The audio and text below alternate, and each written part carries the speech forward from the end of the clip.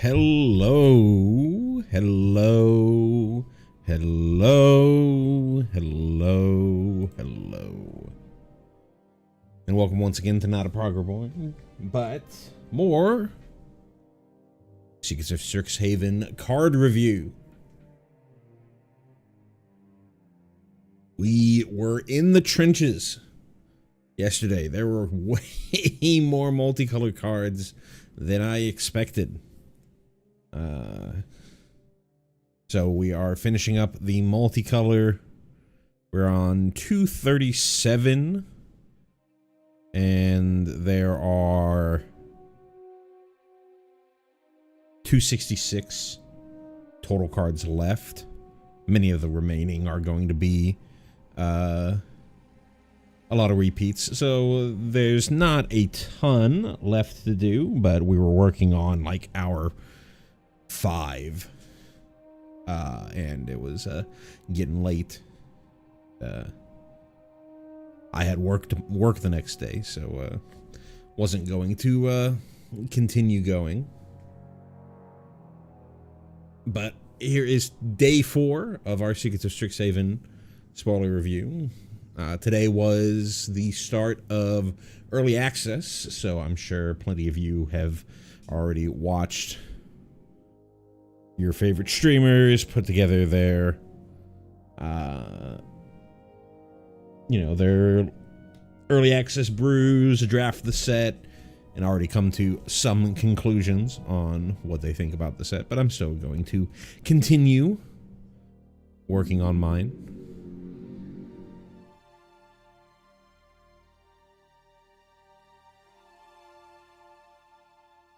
If you don't know me, my name is M. Kostler. I'm a longtime Magic the Gathering player. I've been playing since the Onslaught block, beginning of Onslaught block. So around 20, 25 years now. Have had plenty of breaks in between now and then, but most recently have been back in the swing of Magic since the end of Bloomburrow, beginning of Duskmorn era. Primarily a Magic the Gathering arena player, longtime Mythic player on both Best of One Standard and Draft. And that's where I'm primarily going to be taking or evaluating these cards from, either from a draft perspective or a 60 card standard constructed perspective. I do play in paper. These days it is mostly Commander at my local LGS. Sahara Desert. ATM machine. At my LGS. But I don't really feel like evaluating cards from a Commander perspective is all that helpful. There are so many viable strategies in Commander, and a lot of it is entirely dependent on how powerful you want your deck to be and how powerful your pod is going to be. So there will almost always be a home for anything.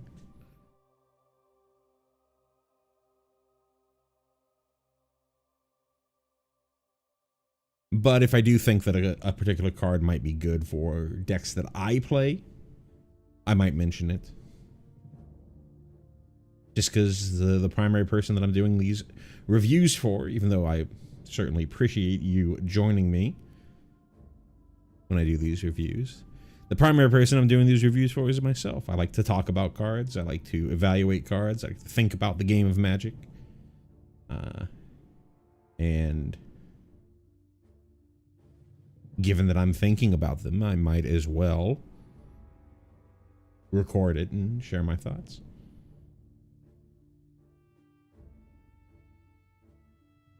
This is probably going to be the last day of the main set of spoiler review, but considering that I have been getting back into limited since basically the Avatar set, and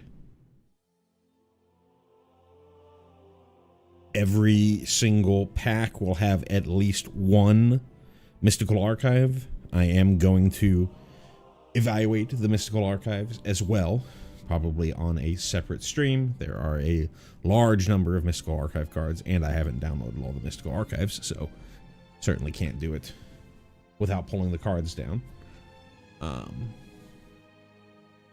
So probably 2 more streams worth of yapping from me. But without further ado, we left off last stream with Tam Observant Sequencer. For 2, a green and a blue, we have a legendary creature, Gorgon Wizard, at uncommon. Tam is a 4/3 with landfall. Whenever a land you control enters, Tam becomes prepared. What I like to do when I do these set reviews is every stream I reset and act as if this might be the first time that they're tuning in. So if it is a new mechanic, or even if it's a returning mechanic, but it is not an evergreen mechanic or a deciduous mechanic is what they sometimes call them. If it's something that is entirely new to the set or hasn't been around in a long time, not something that they consistently print, then I'll spend time the first time that we see the card, or we see a card with that mechanic mentioned, spend time explaining the mechanic as best as I understand it. They have put out Matt Tabak in the head of rules, I don't know his exact title, put out the pre-release notes, the complement to the release with the official rulings on how these mechanics work, but I'll try as best to explain them as I see them. And we have seen how some of these cards work on Arena, so you'll have a better understanding there as well. But once I've done an explanation for a new or returning mechanic that's not evergreen or deciduous, then I'm going to assume that we're all on the same page and not going to relitigate what the mechanic is for the rest of the stream. So this new mechanic is Prepared. If you look at the card, it looks very similar to existing mechanics in Standard right now. It looks very similar to the Adventure mechanic from Wilds of Eldraine, originally introduced in Throne of Eldraine. It also looks pretty similar to Omen cards, the Omen mechanic from Tarkir Dragonstorm. The main difference is they flip which side the sort of inset spell is. With Prepared, how I've been thinking about it is we're on Strixhaven. Strixhaven is a school of mages, and these creatures that have these spells in their card, these separate spells in their card, have a signature spell. But just like in Dungeons and Dragons, right? You have to prepare. You might have a spell book of hundreds of spells, but you can only prepare a subset of those spells to be able to actually cast. So when a creature becomes prepared, they are saying that, hey, I am able to actually cast my signature spell. When a creature becomes prepared, you have access to essentially an ethereal copy of this extra spell. It's not in your hand, it's just it's kind of in exile. It's really just an ethereal thing that you have access to cast. It's an actual spell. It follows all the same timing rules as the spell describes.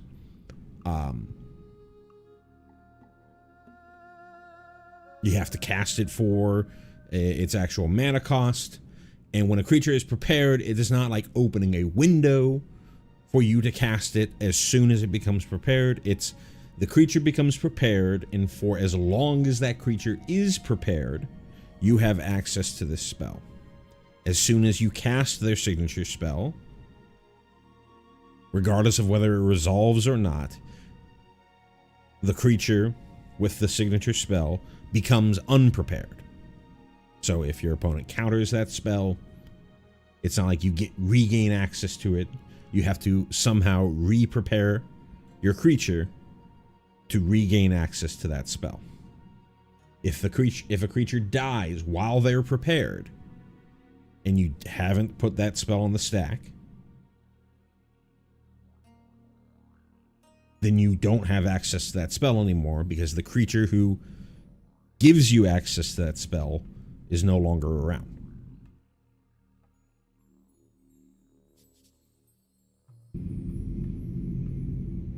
Some creatures only become prepared upon entering the battlefield. And when you see creatures that say that this creature enters prepared, it is not an ETB trigger. It is them entering. It's written as you would write something where it's like this creature enters with a +1/+1 counter. There's no trigger that puts the +1/+1 counter on them. They just have it, in the same way that there's no trigger if it says this creature enters prepared to make the creature prepared. So you would have, if you wanted to, immediate access to that creature's signature spell to cast, even if it's a sorcery, because the creature resolved, and you'd be the one who has priority before you give it back to your opponent.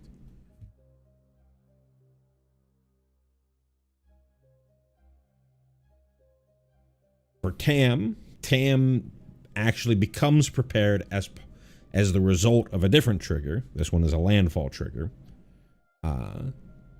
So if your opponent interacts with Tam specifically, or other creatures that become prepared based off of a trigger, before that trigger resolves, then you do not gain access to Tam's signature spell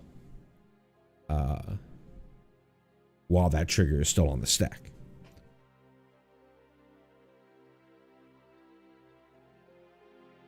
There's a lot of words surrounding it. It plays a lot more intuitively, especially on digital, where it's way more, they're handling all the minutia of it. You just kind of get an ethereal copy of the signature spell in your, not in hand, but sort of in the same exile zone that like warp cards would show up in and whatnot. In paper, you're probably going to need to track specific creatures and whether or not they're prepared in some way, especially if you have multiple creatures, multiple of the same creature, to know which one you've already spent their spell on, which one you haven't, things like that. Tam's signature spell is Deep Insight. For a green and a blue, we have a sorcery that says draw a card and gain a life. So Tam is kind of like a very weird and slow Tetiova. The old Tetiova, from original Dominaria, Tetiova Benthic Druid. She has a landfall that eventually draws you a card and gains you a life. But for Tam, you have to pay mana to get access to that card draw and life gain.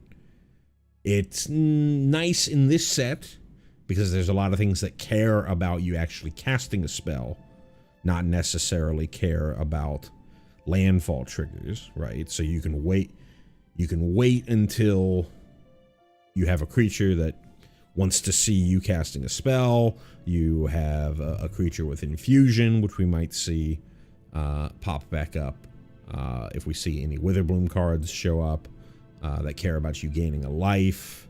There are even some cards that care about you drawing cards. So you can sort of wait for the right time to take advantage of it. But and Tam is 1 mana less than Tatiova's casting cost, but generally Tam, I would say, is a significantly worse Tatiova.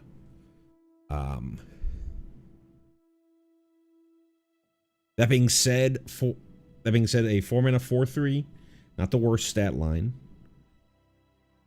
The spell that she gets is fine for limited, right? Landfall is pretty easy to trigger. We haven't seen it yet, but we do have Terramorphic Expanse in the set, so we can re-prepare Tam, or we can prepare Tam twice in a single turn with multiple landfall triggers. There's also plenty of other cards. There's plenty of ways to do real ramp. We saw there was the a couple streams ago, there was the one-drop bear that lets you cast Rampant Growth as its signature spell, and there are plenty of other ways to get extra land drops. Landfall is not a big theme. I think this is actually might be the only card in the set that actually cares about landfall, but there are plenty of ways to get extra landfall triggers out of Tam in the set in the limited format. So I would probably pick this relatively high. She fits fairly well in Quandrix, which is her colors, the Simic colors. Also works fairly well with Witherbloom, which is half her colors, the green part. So I would be fine picking up a Tam to just sort of keep yourself alive, keep the cards flowing, help trigger infusion, things like that.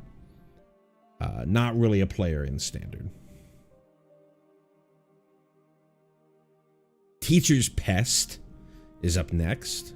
For a black and a green, we have a creature, Skeleton Pest, at uncommon. It is a 1/1 with Menace, and it's a pest. All the pests in the set have this attack trigger. Whenever this creature attacks, you gain 1 life. And then it also has an activated ability of, for a black and a green, return this card from your graveyard to the battlefield tapped. It's not activate only as a sorcery or anything like that. So this is clearly a very sticky or recurring threat.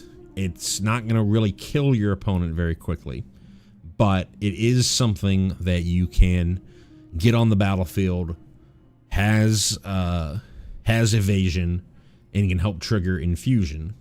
It has the Witherbloom sigil in the background there, so it's definitely here for the Witherbloom deck. Infusion cares about you gaining life. This lets you gain life. And even though it's just a 1/1,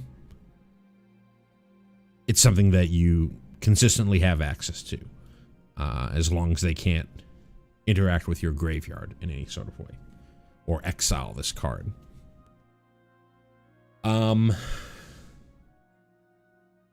That being said, the body is fairly weak.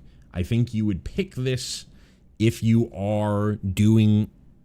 have, a glut of infusion things going on. This is a great way to make sure that you get those infusion triggers or that extra infusion, boost to your deck. But I wouldn't take like a ton of these because the body is pretty weak. And because it's an attack trigger, unlike pests from the original Strixhaven set, where it would be a dies trigger, while this is a decent card on defense, something that you can play and regather to consistently chump, you have to choose between this playing defense and this helping you trigger your infusion stuff, because you have to actually attack with it.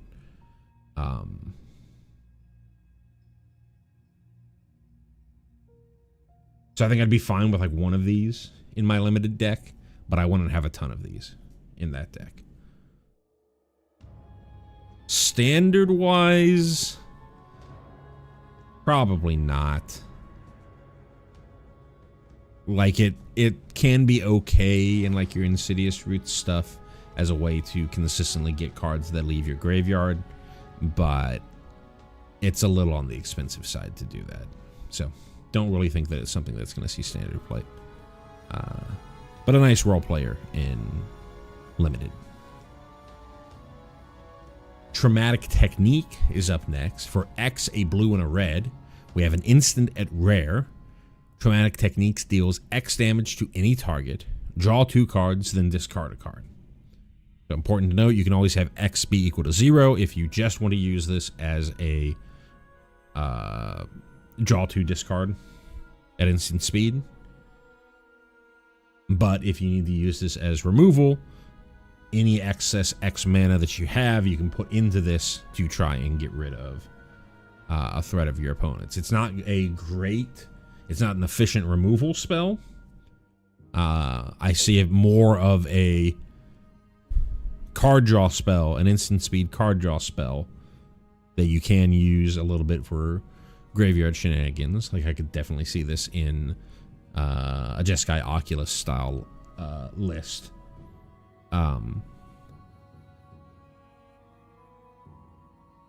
But it comes along with some incidental removal. It also can hit face, so you can just use this as a Banefire, a Fireball, a Blaze, however you want to, whichever version of the Fireball-y effect that you want to, that you're most familiar with, to shoot your opponent in the face. I could definitely see this card see standard play in some sort of Izzet control or Jeskai control list as just a card that you can use in the early game to help find your counter magic or better removal stuff, and then once you've gotten control of the game, just start pointing this at your opponent's face. There was a split card from the Guilds of Ravnica block that I can't remember the name, but it had a lot of the same ideas around it.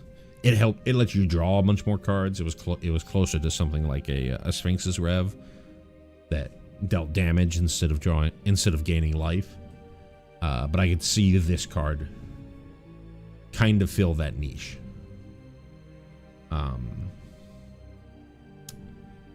In limited, I think it's also pretty fine. Again, you're probably picking it up mostly as its card draw side, but you know, as the game goes long, this can help finish it by going over the top and doming your opponent, or you can just use this as overcosted removal that was stapled onto your cycling, your card draw.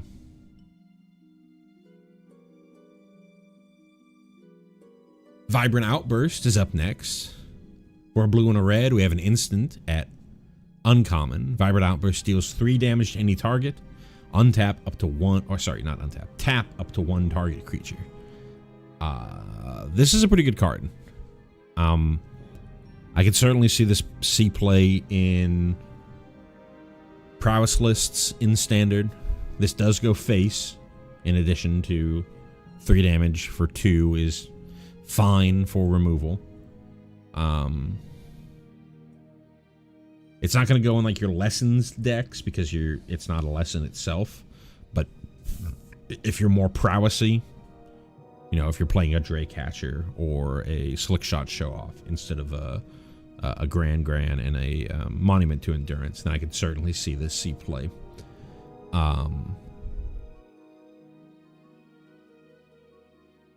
And in limited, this is very good, right? Use it as a little bit of removal.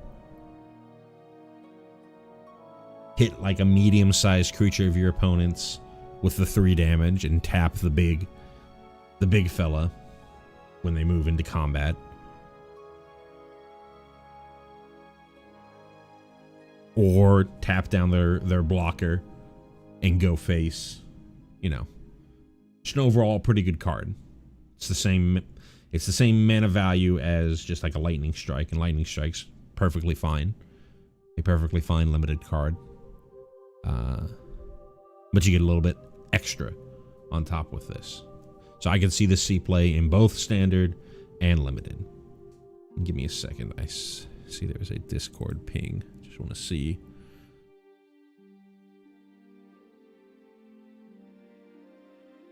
what's up. I'll deal with that later.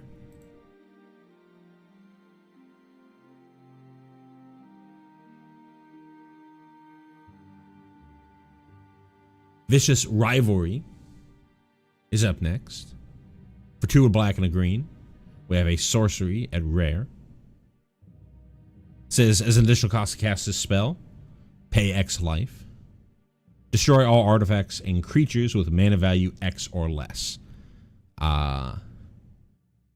So this is basically Toxic Deluge, but for 1 additional green, it also hits artifacts.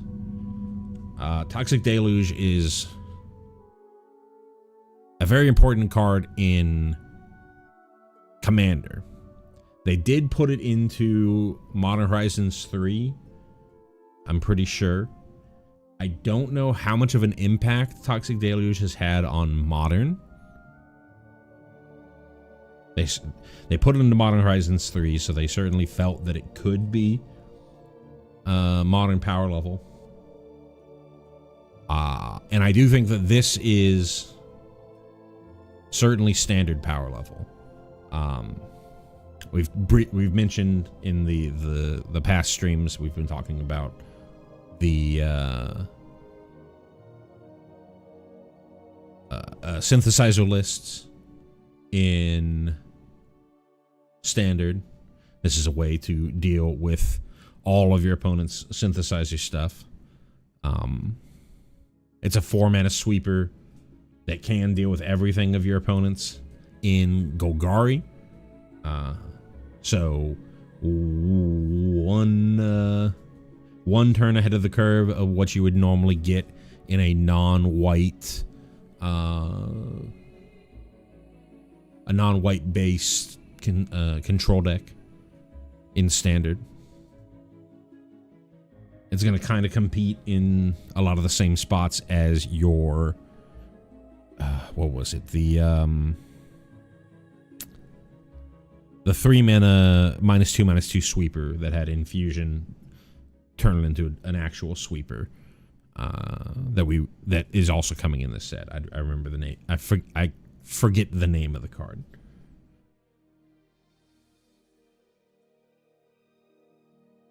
But I could certainly see play in some sort of Sultai control list. There's been people have been playing around with Sultai or 4-color controlling decks in the past. And if they desperately need ways to sweep the board a little earlier, they have access to a great one here. And in limited, sweepers are generally very good. This one you can sort of tailor to hit only the things that you want to hit. You know, if you needed to be a pure sweeper, you can pay as much life as you need. If you've got big fatties and your opponent's got a bunch of little idiots, you can keep your big fatties around and only sweep out your opponent's little idiots. The destroy all artifacts is not that important in limited. There are some artifacts, but there aren't a ton. So this is mostly a creature sweeper. But yeah, I think it's a pretty great card. I haven't looked to see what the monetary value of it, but I imagine it's going to be, if it's not high now, it's going to be high as more Commander players want this. So it might be, in paper, it might be something that you end up just picking just because it's a rare draft. But I think it'll be perfectly fine in your black-green deck, regardless.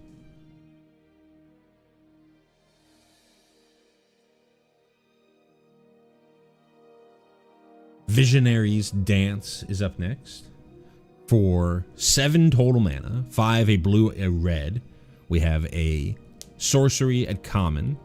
It says create 2 3/3 blue and red elemental creature tokens with flying. And then for 2 generic and discard this card, look at the top 2 cards of your library, put one of them into your hand and the other into your graveyard. This is certainly trying to fulfill the role that like Magma Opus had in the original Strixhaven set of like this big expensive Is It spell that had a had an out of casting it, quote unquote casting it, for cheap. Should it be in your hand early in the game and you don't want to and you kind of need, you know, a little extra infusion of mana. Here, instead of giving you an extra infusion of mana, this is going to let you kind of sleight of hand the top of your deck. It's not a very efficient sleight of hand. 2 mana to look at the top 2, put 1 into your hand and the other in your graveyard. But it does, you know, potentially help fuel some graveyard shenanigans. The actual spell itself, 7 mana for 6/6 worth of flying power. It's fine. I think I would be fine with one of these in a Prismari deck. Prismari cares about casting big instants and sorceries. And since it's something that's not just going to rot in your hand the whole game, if you know, need to find something else to deal with the immediate threat, you have an out to help this find your removal spell or help this find your creature to get onto the battlefield. Generally, I wouldn't pick 7 drops that highly, and I still wouldn't pick this that highly, but I think I would be fine with having a copy of this in my limited deck.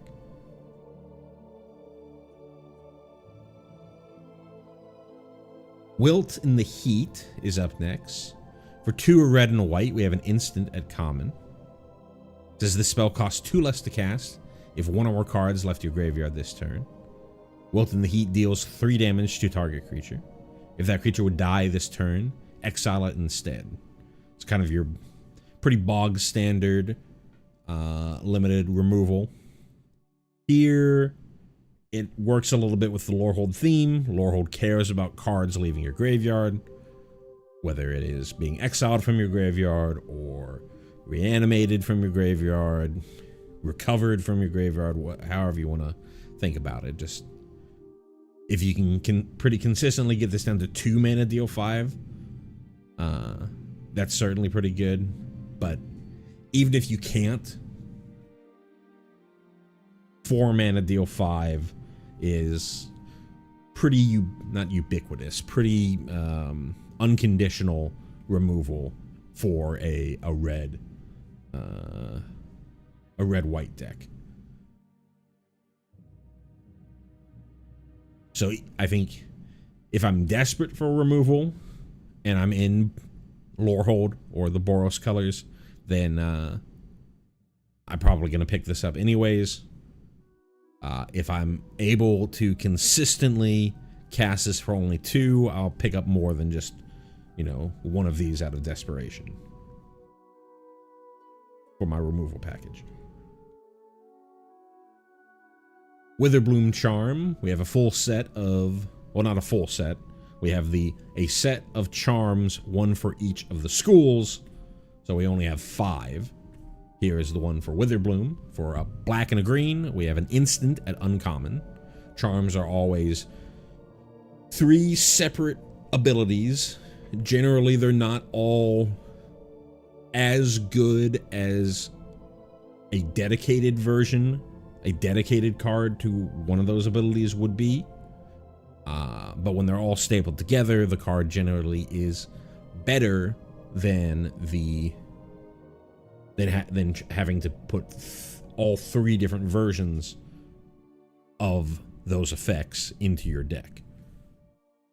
Flexibility is significantly provides significant power to a card. So what are our options? You can either sacrifice a permanent to draw 2 cards. You can just gain 5 life, and you can destroy target non-land permanent with mana value 2 or less. In standard, I think 90% of the time you're using this as the destroy target non-land permanent with mana value 2 or less. That hits your Badger Mole Cubs. That hits your Artist talents, your Storm Chasers talents, any otter tokens that are lying around. Hits your Emberheart Challengers, your Slickshot Show-Offs. I'm sure there are plenty of other powerful 2-drops that I can't think of off the dome. It hits Rest in Peace if you're playing Insidious Roots. This is a way to deal with a Rest in Peace. And I'd say the other 10% of the time, we'll say the other 9.5% of the time,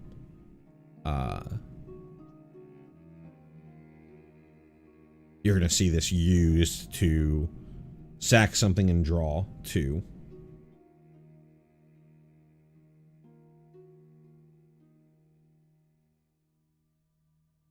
You know, you're in Insidious Roots. You've got plenty of sacrifice fodder. You're in a deck that, you know, generally a Golgari deck is sort of fine with playing with sacrificing their permanents on the battlefield to sort of grind out advantage. And pretty rarely the gain 5 life is going to be relevant. But it is there. In Limited, I think it's going to be pretty much the same. There's not a ton of sacrifice synergy in the set. There is a little bit, but not a ton. You're mostly just going to be using this for destroying cheap creatures of your opponents.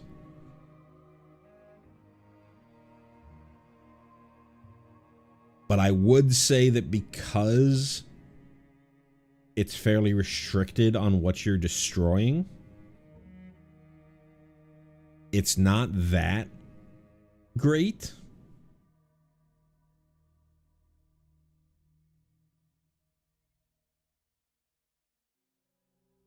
In Limited, most decks are just kind of curving out. They're not really hinging on synergistic, powerful, cheap creatures. Or cheap non-land permanents, I should say. So this is going to end up being just a conditional removal spell most of the time in Limited, and so I'm not sure I would pick this terribly highly for Limited.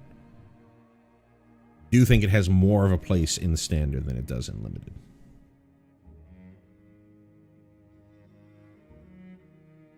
And speaking of Witherbloom, we have the return of the Elder Dragon cycle. There's one Elder Dragon per school in Strixhaven. Here is Witherbloom the Balancer for 8 total mana. So that's 6 generic, a black, and a green. We have a legendary creature, Elder Dragon, at Mythic. Witherbloom is a 5/5 flying Death Touch creature. So 8 mana for 5/5 flyer. That's way overcosted. But Witherbloom has affinity for creatures. So affinity is kind of deciduous, but it doesn't come up enough. So I'm just going to explain. Though the card explains it fairly well. This spell costs 1 generic less to cast for each creature you control. So affinity 4x. Back in the day, it almost always meant affinity for artifacts.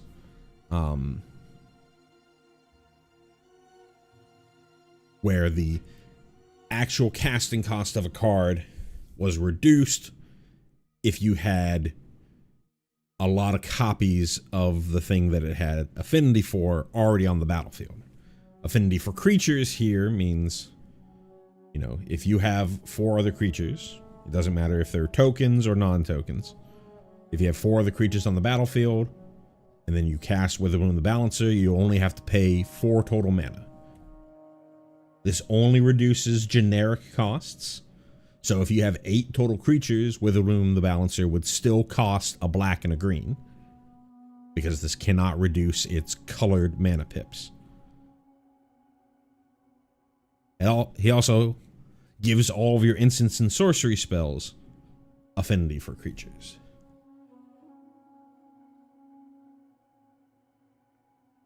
This is a hard one to evaluate, I would say, because I think for standard, this is pretty bad.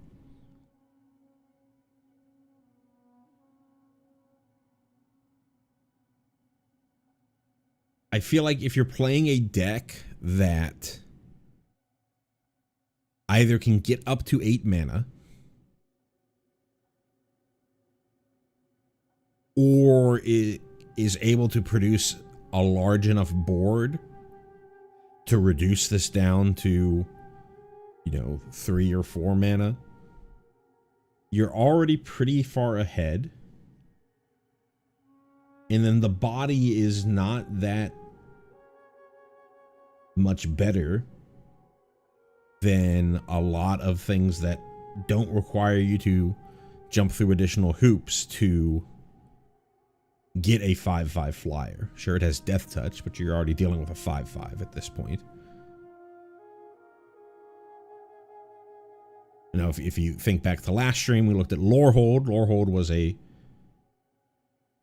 5 mana 5/5 flying haste dragon.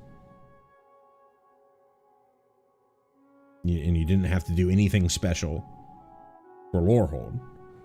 Witherbloom, you gotta do a lot. Certainly, if you're playing like an Insidious Roots deck, you can certainly get this down to pretty significantly. You can get this down pretty significantly cheaper than its normal mana cost.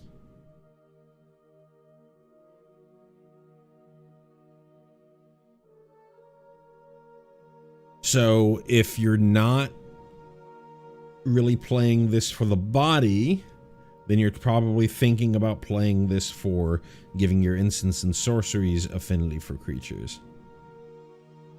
And when you think about affinity decks, when you think about an affinity deck in Modern, where you really can break affinity is if the spell that has affinity is colorless itself. It has no colored pips. Because then you can reduce the spell down to no actual mana. And there is a 6 mana colorless sorcery in Standard right now. But that spell really doesn't do anything unless you put colored mana sources into it, because it has converged. It's not in Standard right now. It'll be coming into Standard with this set. It's in the same set in Strixhaven. And I can't really think of other colorless instants and sorceries. There are good colorless spells. There's like Bahamut, but that's not an instant or sorcery. There's Ugin, not an instant or sorcery. So I don't really know where this would fit in Standard. And in Limited, certainly if you can cast it, any dragon is going to be fine. But this is also one of those things where it's so expensive that there are going to be plenty of games where this is just rotting in your hand. So I'm going to need to be convinced. I'm going to need to be convinced for Standard that this has a home. I don't really think that it does. And then for Limited, 8 mana is a lot of mana. Don't just go picking this willy-nilly.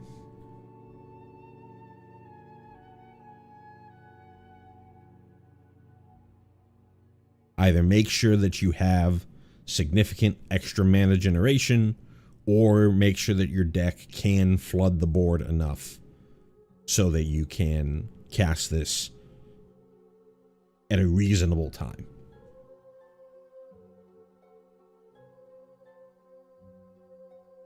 And I think that the giving your spells affinity for creatures is kind of just whipped cream on the top of your float.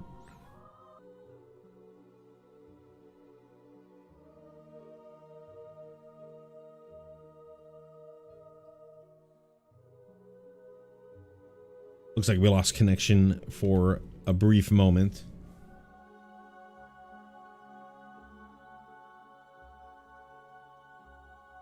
Basically, all I said at the end when talking about Witherbloom was, for standard, someone's going to have to convince me that this is good enough to see play. They're going to have to find a deck that can take advantage of Witherbloom. And then for limited, I think you evaluate this primarily as a dragon. Don't take it just because it's a dragon. You're going to want to make sure that your deck either generates a lot of mana or floods the board enough that this can be cast at a reasonable time. And the whole of giving your instants and sorceries affinity for creatures, that's not really part of your evaluation if you're going to decide to put this into your deck.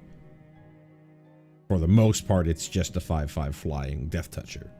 And that's where that's how you're going to end games with this card for the most part in limited. All right. Back to Zephi and the Tempests. For 5, a blue and a red, we have a legendary creature, Human Bard Sorcerer, at rare. They are a 5/7. It says, once during each of your turns, you may cast an instant or sorcery spell from your hand without paying its mana costs. I've lamented the fact that Omniscience is still in standard. And they had the opportunity to cut off the head of the snake for a while. Or they had the opportunity when they were deciding if they wanted to ban Abuelo's Awakening or just Omniscience itself. And I think they made the wrong decision when they banned Abuelo's Awakening instead of Omniscience. Because I feel like it makes card evaluations for big splashy effects like this is kind of a moot point. The one thing that this card has going for it is that it is a creature. So you can zombify it. You can reanimate it in some way to then get one big flashy spell on top of it. But from a combo perspective, from like standard combo perspective, basically anything that you're going to do with this, you can just really do better with Omniscience. And even though you have Zombify, you have Cavero / Signature Spider-Man, you have all that stuff going around, you also just have Kona. You have existing ways at the same mana value to get out an Omniscience, which goes way over the top of what this can do. So I always get pretty sad when I see this stuff, when I know that they had the opportunity to cut off the head of the snake and they said no. They even mentioned that they wanted Omniscience style combo decks to be available in standard, but then they keep printing cards like this.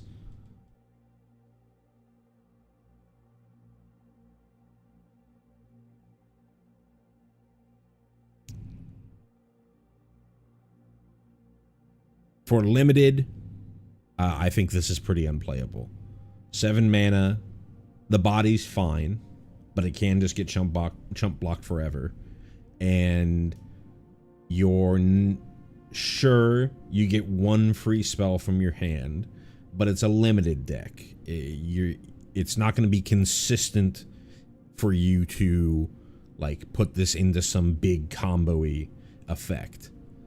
There is some reanimation going on in the set, but not at like 4 mana. Well, I guess there is one, but it's another. There is something that you can do at 4 mana. There's the 3 mana black creature that has reanimate as its signature spell. But that's a rare to go with another rare across 3 different colors.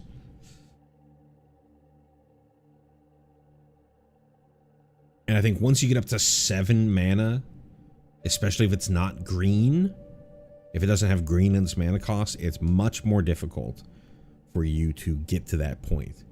Sure, Prismari wants to be casting big spells, but they're going to be wanting to cast big instants and sorceries. And Prismari has mana dorks, but they're all things that can only tap to cast instant, or I shouldn't say they're all. They're primarily things that tap to cast instants and sorceries. So I think this is a very commander-coded card for somebody who wants to do big splashy Izzet stuff in their commander deck. In standard, you're outclassed by Omniscience. In limited, it's way too expensive.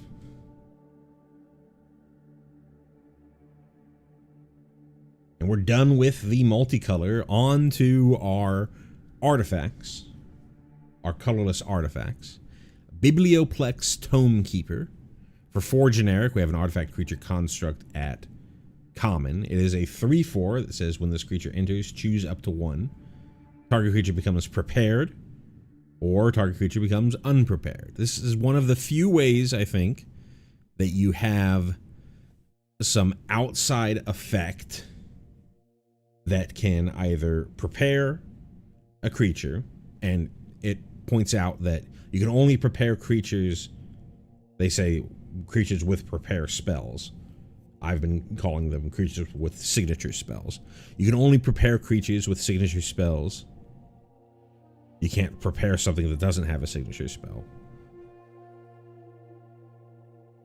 But you can also use this to unprepare something of your opponent's. So I think for the most part, I'd rather just use removal on the thing of my opponent's.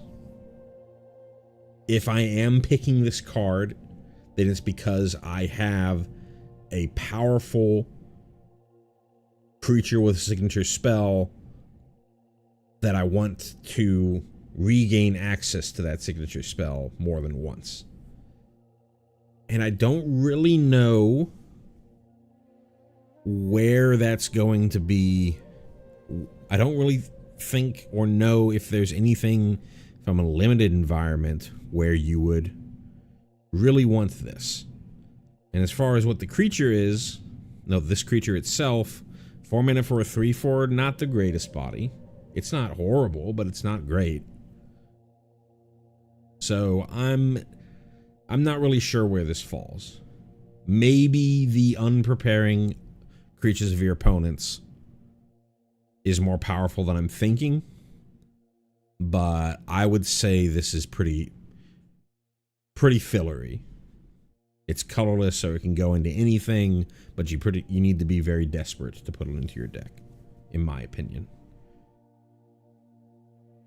Diary of Dreams is up next. For 2 generic, we have an artifact book. I think this is the first time that we're seeing a subtype book, and I don't think there's anything that really works with it. Maybe there'll be books in other sets. I do know that they have retroactively updated many old, James Day Tome artifacts like that to have subtype book. But this is an artifact book at uncommon. It says whenever you cast an instant or sorcery spell, put a page counter on this artifact. For 5 generic, tap it, draw a card. This ability costs 1 less to activate for each page counter on this artifact. Could be fine in a very controlling limited deck. They've had a number of cards like this. The one that I'm thinking of mostly it was like Waterbending Scroll or something like that. from the Avatar set, which wanted you to be more monocolored, or paid you off for being more monocolored. This pays you off for being very spell slingery, which this set is wanting you to try and do.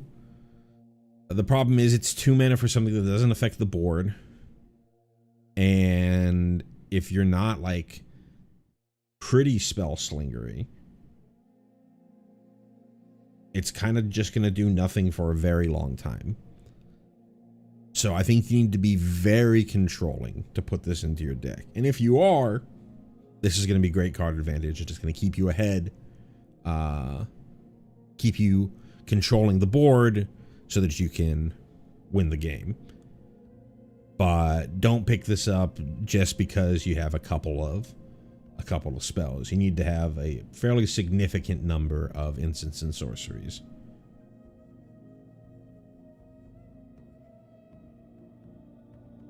To put this into your deck, in my opinion.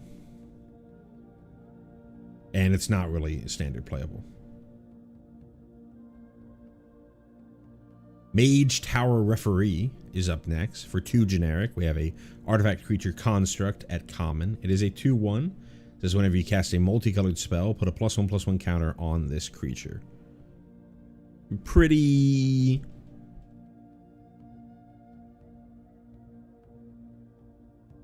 fillery. We have seen that there's been quite a number of multicolored spells. When it says multicolored spell, it means specifically there are multiple colors in the casting cost. Not like, you know, we talked about Together as one just a moment ago. Colorless spells that have Converge, that's not a multicolored spell. Even if you put multiple colors into casting it.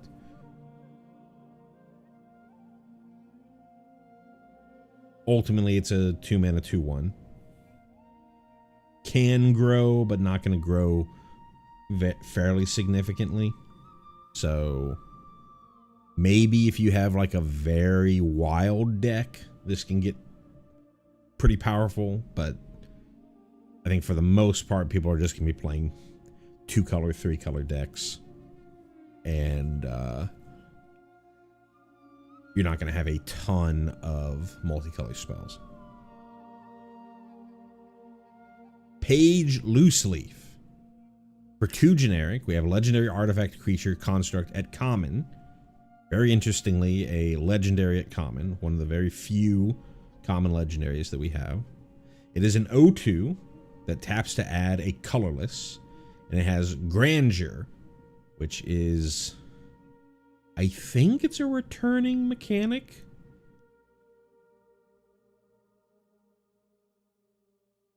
I think it's from like Conspiracy.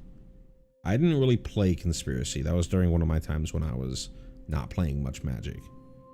But it says discard another card named Page Loose Leaf.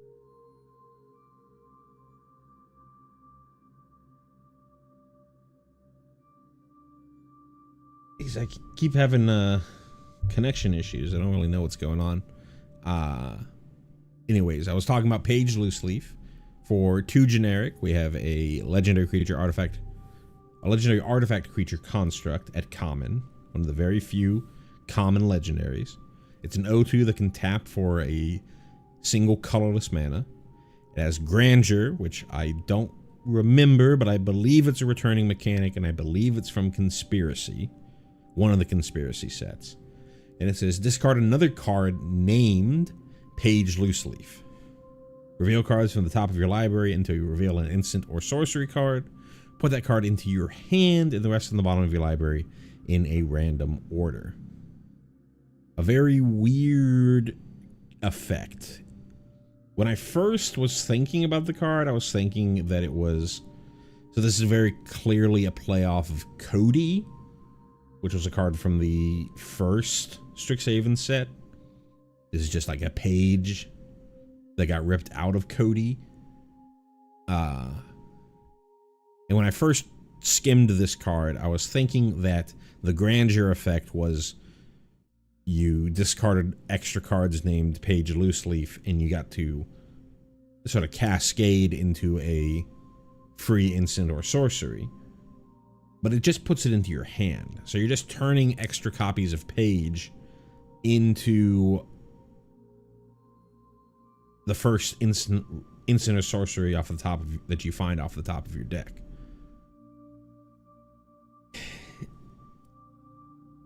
So I was thinking that there might have been like some fun build around thing going on in limited. You know, if you're able to pick up all the pages, then you can get this real wacky, you know, like Chaos Wand style deck going on. But the effect is much less impactful. You're just trading Page for a random instant or sorcery. It is kind of a mana dork. It doesn't help you with any colored costs, but you know, if you're in Prismari and you really need to ramp, it's not terrible. And it's something where you're fine with being able to, with picking up multiple of them, because any additional one that you find, you can just discard. It does mean that even though this is one of the few legendary commons out there, it's not a very good commander, because its effect is, or the majority of its effect requires you to have multiple copies of the card in your deck, which is anathema to commander. So I think this is supposed to be a fun draft card, but I don't really know how powerful it's going to be.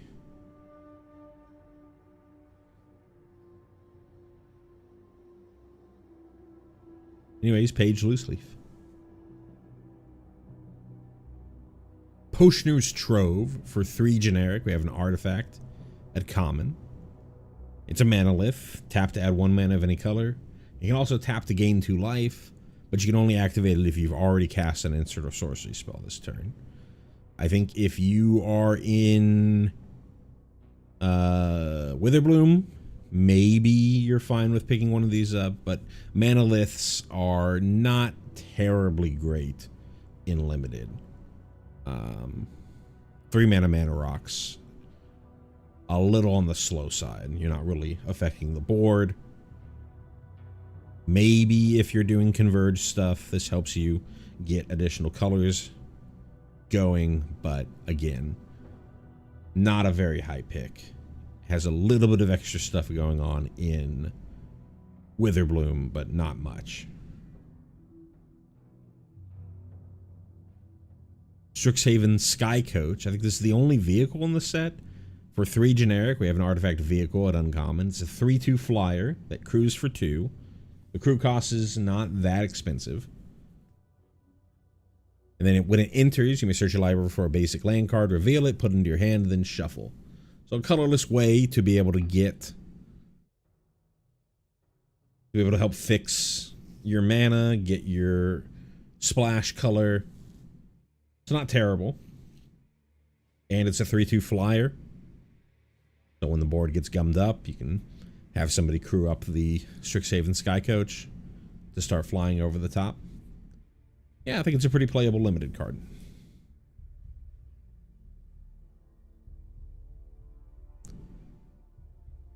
Finally, on to our lands. And we're starting with Deathcap Glade. And what I'm going to say here is going to be true for all of the, for the 5 of these lands in the cycle that we get in this set. I think they call these slow lands. Colloquially call these slow lands. So Deathcap Glade is a land at rare that taps for both black and green, but it'll enter tapped unless you already control 2 or more other lands. And it's other lands, so that you need to actually have 2 other lands on the battlefield and then play this as your 3rd land for it to be untapped. There are 5 of these in the set, 1 for each school's color pair. So black-green for Witherbloom, blue-red for Prismari, white-black for Silverquill, white-red for Lorehold, and green-blue for Quandrix. So we're missing the other 5. These are reprints, so these aren't new. So if you need these for standard, you can probably go find... you can go search through your... You might already have some copies if you've been playing for a long time, or you can go search through the other printings for possibly cheaper copies of them. They have been fairly expensive. I do remember I picked up a Deathcap Glade for my Golgari Commander deck, and I remembered it being relatively expensive, so this is a pretty good reprint. As far as limited is concerned, it's fine. Mana fixing is always fine. You might end up just taking it in paper if you're just rare drafting, because it might just help pay for your draft. But this is not the only mana fixing. There's a whole cycle of all 10 2-color pairs. I believe it's all 10 2-color pairs of ETB tap lands, common mana fixers, which we'll see in a second. As far as standard goes, the colors that they help: get another copy of a land. Because they're slow lands, I don't think that they're going to see... It's not like a huge boon to standard mana bases. They're more important for controlling in slower decks, and standard currently is fairly fast. So you might be... These might not end up seeing a ton of play, but it does just help contribute to what currently is a fairly easy, 4-color, 5-color format.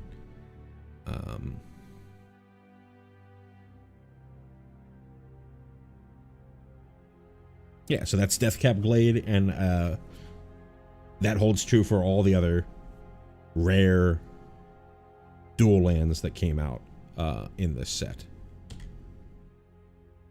like Dreamroot Cascade. Fields of Strife is going to be representative of our common mana fixers.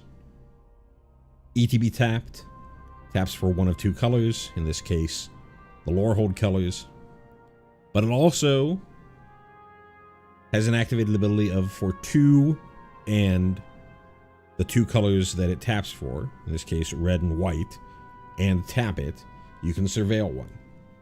So I'd say pretty good for limited. They had these lands but as scry lands, and I think it was just 4 generic to scry 1 back during the original Strixhaven.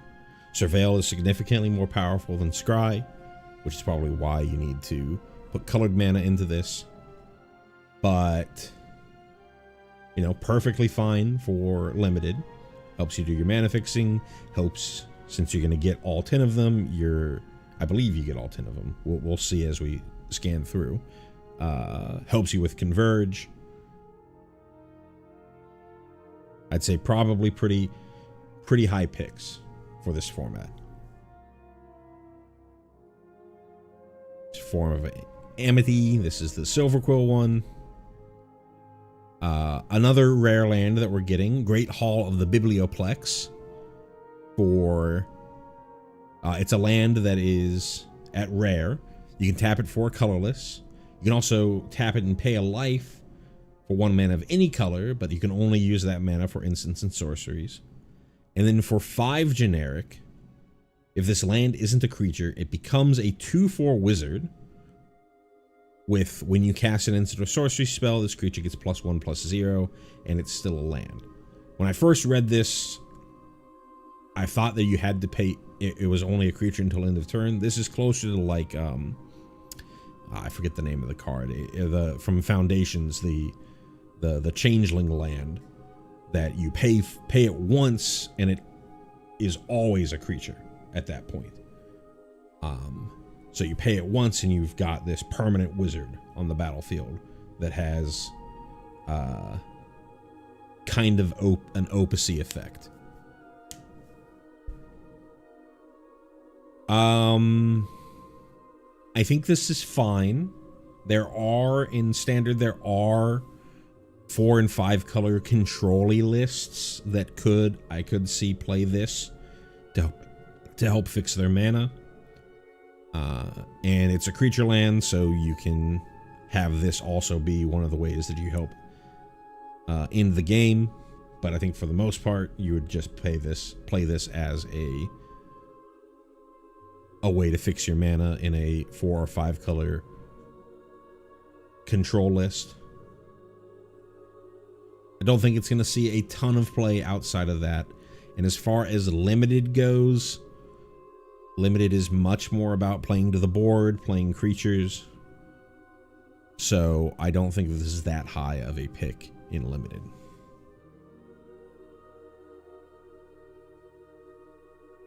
Here is our Quandrix mana fixer. Another rare land, another rare colorless land.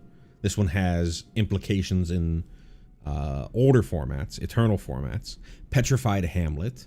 We have a rare land that says when this land enters, choose a land card name. Activated abilities of sources with the chosen name can't be activated unless they're mana abilities. Lands with the chosen name have tap, add a colorless, and this can tap and add a colorless. So this is very much Pithing Needle, but for lands specifically. The biggest hit, the most obvious hit for this is if you play this and name fetch a particular fetch land. You know, you play this and name Flooded Strand, right? And your opponent has a Flooded Strand in hand, then they can't crack that fetch land. They can't really use that land for anything other than generating colorless mana. You know, if you get this out very, very early and sort of name in the dark the fetch lands that your opponent's going to have, you can just kind of win the game almost entirely off of that, because they might have needed to be able to crack that fetch to find the colors that they need to unlock their hand. It also importantly hits your channel lands from the Kamigawa Neon Dynasty set. You know, your Otawaras, your Basejus. The channel ability is an activated ability of the land. It's not you're not casting the land, you're spending mana on the activated ability of the channel. So I think people are considering putting this into something like a what you call it? Something like a primetime deck. Amulet Titan. That's the name of the deck that I'm thinking of. As something that you can tutor out with Amulet Titan to deal with opponents that might be bringing in like a Baseju or an Otawara to try and deal with your deck. If you are particularly vulnerable to things like Baseju and Otawara, this is a way to stop that. This doesn't stop things like Arena of Glory, somebody exerting an Arena of Glory, because even the exert part of Arena of Glory is a mana ability. I believe that's true. So this wouldn't hit that. But I'm sure you could find plenty, you know, this is in Legacy, this stops Wasteland.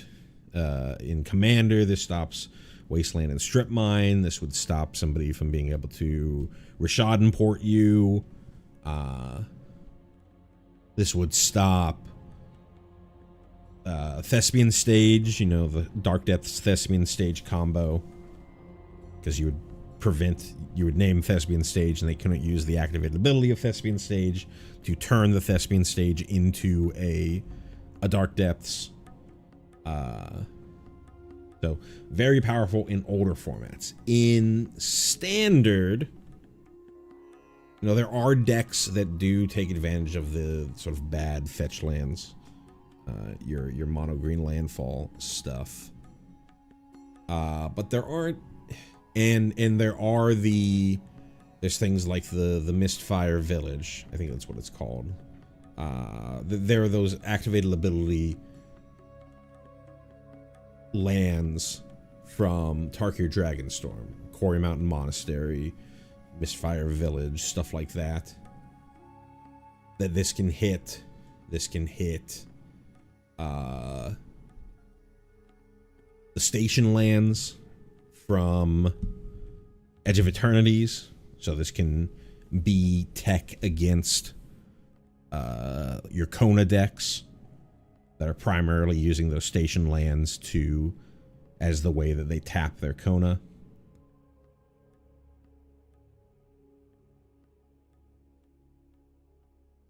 But it's not really something that you're going to put into your main deck. If you're going to play this, it's going to be a sideboard and it's going to be tech against a specific field. In Limited, this is very weak. You might end up drafting it just because it probably has a decent price tag. But as far as actual playability in Limited, it's very weak.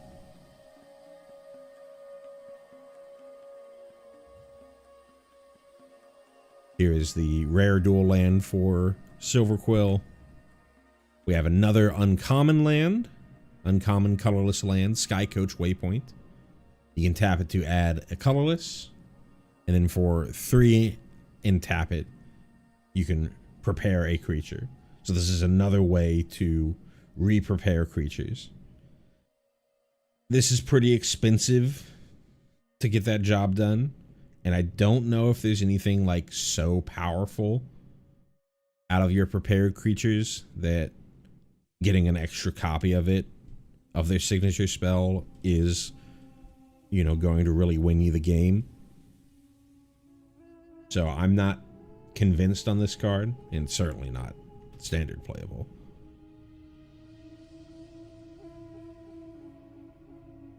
Maybe there's only the, even for, yeah, maybe it's not all 10 for the Surveil lands, the ETB tapped common mana fixers. Because here's Prismari version of it, along with the Prismari rare duel. Here's the Lorehold rare duel. Terramorphic Expanse. You know, a long time reprint, shown up in many sets. I think currently is legal and standard. Sacrifice this to search your library for a basic land, put on the battlefield, tapped, and shuffle. You're playing Converge deck. Probably going to You're probably going to pick these higher than you normally would. And then Titan's Grave. So yeah, maybe I must have been wrong. It's not 10 of the common common mana fixers. It's only 1 for each school. So there's only 5 here as well, which I guess makes sense. It does mean that you're much more pigeonholed into drafting those specific 5 archetypes rather than branching out to side archetypes. And that's the end. Holy. Like I said, we were going to have a much shorter stream today. We only had a couple of cards to go through. Technically, there's still, I think there's like 10 or so. There's a couple of copies. You know, there's the basic lands that's going to be for the set, and I think there's a couple of different art treatments for each of those lands. But yeah. Really enjoyed doing this. Like I said, we're going to come back for another stream with all the Mystical Archives cards, because those are going to be important to talk about for Limited. Important thing to note with the Mystical Archive stuff, they would only be, if it comes in Mystical Archive, it would only be legal in Standard if a non-Mystical Archive version of that card was already legal in Standard. This is Mystical Archives is not introducing new cards to Standard. It is just cards that are legal in the draft format and basically new art treatments for cards that were legal in Standard.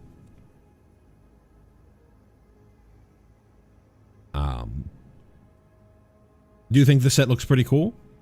I generally have been enjoying when they've been going back to Universes Within. I'm not a huge downer on Universes Beyond like some people are. I generally think that it's very much along the lines of, you know, if you are excited about the IP, then you're more excited about that Universes Beyond treatment if it shows up. If you somehow got to these by being a follower of my channel prior to me doing a lot of Magic the Gathering set reviews, I'm a big Final Fantasy XIV enjoyer as well as a Magic player. So when they did the Final Fantasy set, I was super into it. And I also had some affinity for Avatar. Not as much of a fan of that as I was for Final Fantasy, but I felt that they did a good job with Avatar. I just took a break during TMNT because it looked like it had all the signs of what happened with the Spider-Man set. I've heard that it ended up being a little bit better than the Spider-Man set, but I'm kind of convinced that that's copium.